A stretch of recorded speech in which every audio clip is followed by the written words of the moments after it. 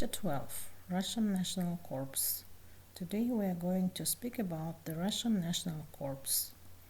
The outline of the lesson is that first of all we have to speak about the development of National Corps and the history of the compiling Russian National Corps and the content and structure of the corps. It is very interesting topic where you can see different subcorpora in RNC, Russian National Corps.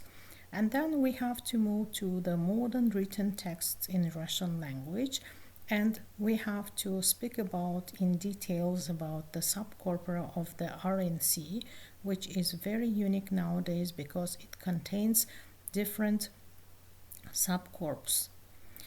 Okay, the Russian National Corps, it is Национальный корпус русского языка. You may search it in the website as in Russian version or in English version.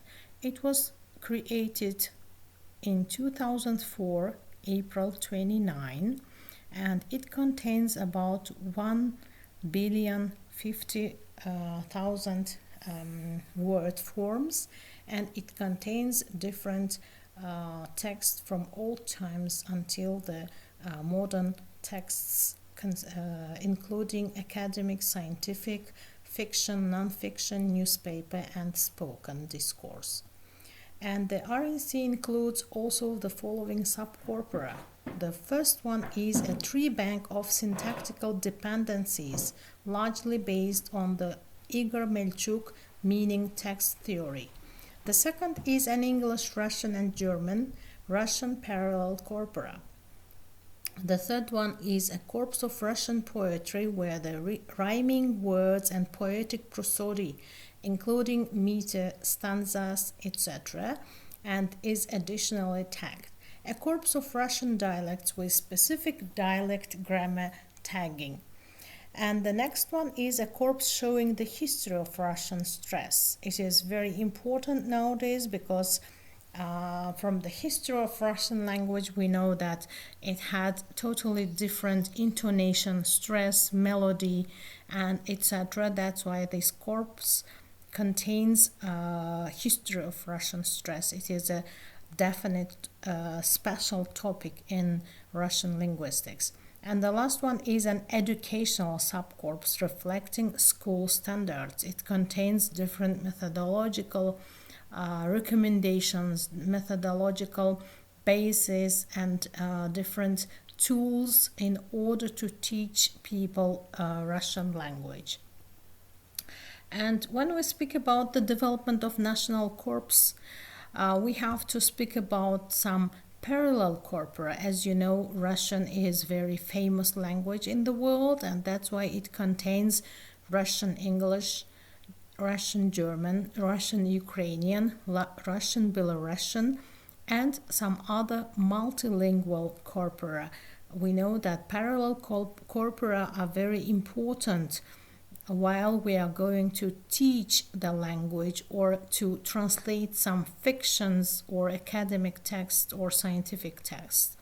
And the next corpus is the dialectal corpus. The dialectal corpus is very important because, as you know, according to the geographical position, it is located from Europe till the Pacific Ocean, and that's why they have a very huge territory, and of course it includes different nations there, and they have totally different dialects, which they even divide it into dialect and govor.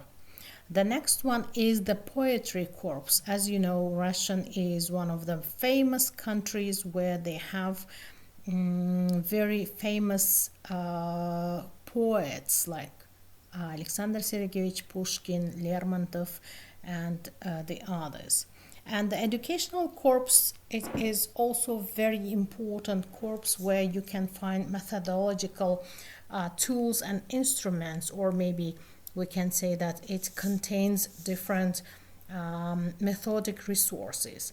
And the last one is the corpus of spoken Russian. It is very important nowadays in learning and teaching the language, and of course it is very important for translators. When we speak about synchronical translation, it is very useful for translators and interpreters to listen to a vivid spoken Russian language. And text by subcorpora. Here you can see some figures. The first column contains subcorps, which we have mentioned before, and the second column contains number of texts. Please pay attention. According to the number, we can say that poetry corpus contains a lot of texts, and the next one is number of tokens. It means that they had used different tokens and instruments in order to annotate, in order to give the ontology of all these corpora. And the next is text within the main corpus by type and other meta features. Here we can divide them into different text types as fiction, non-fiction, oral presentation, and the number of texts, number of tokens, and percentage of tokens. It is given here in this slide.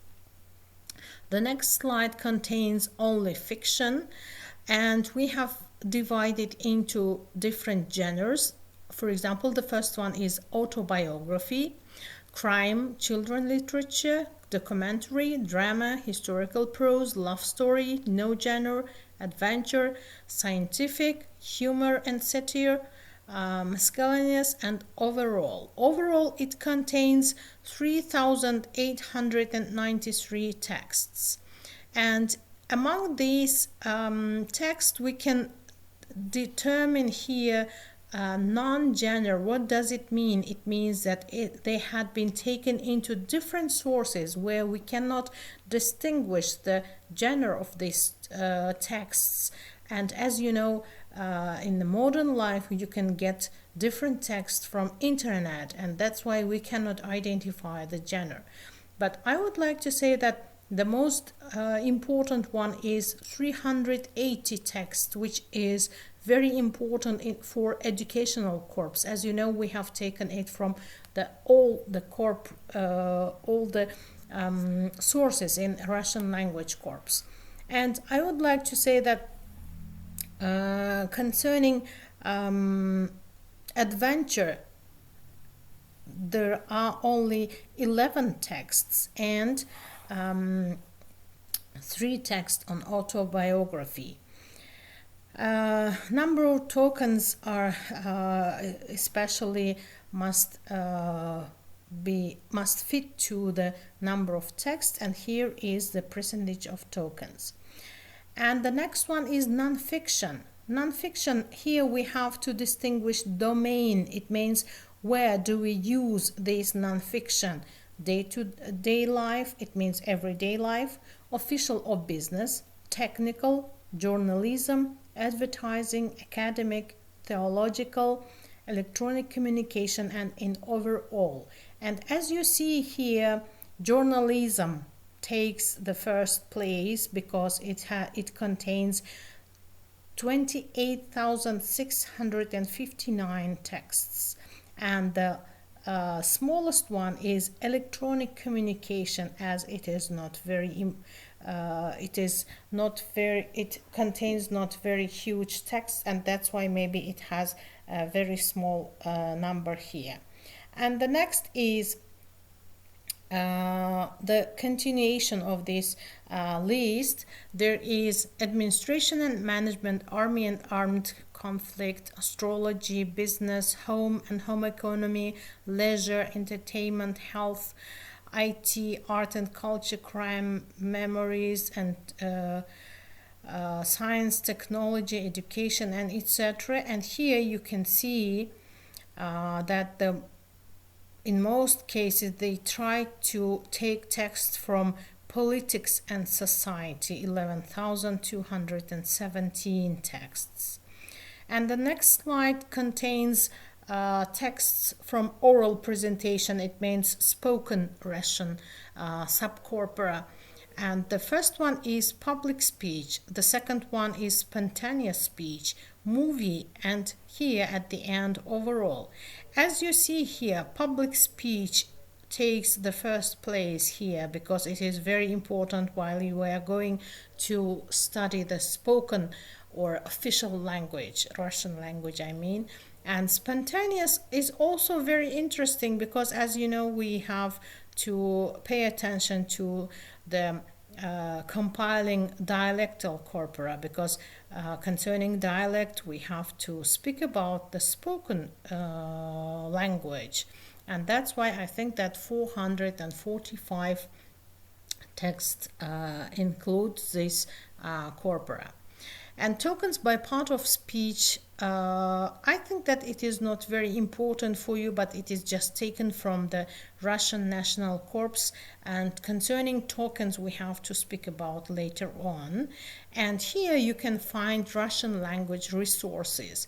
Russian language resource contained these topics, and there you can find some more specific material. For example, let's say spelling rule or romanization of Russian. It means that which words from Roman languages was borrowed from, for example, let's say Spanish, Italian, or French language. Or you may find some definite or specific information about Russian phonology, or IPA for Russian. Do you know what does it mean? IPA, International Phonetic Alphabet. It has its own specific feature because, as you know, in the English language there are some different pronunciation of the same letter, like J and Z, Sh and Sha, and etc.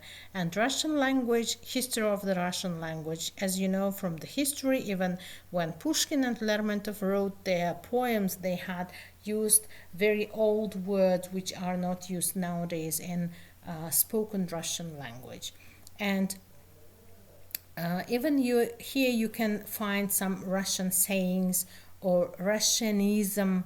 It means that the other countries borrowed the Russian words into their language, or Russian proverbs, or even they have distinguished two different subclasses as Russian proverbs and Russian proverbs USSR. It means Soviet Union period of time they had collected a special proverbs, and here you can see Russian jokes and etc.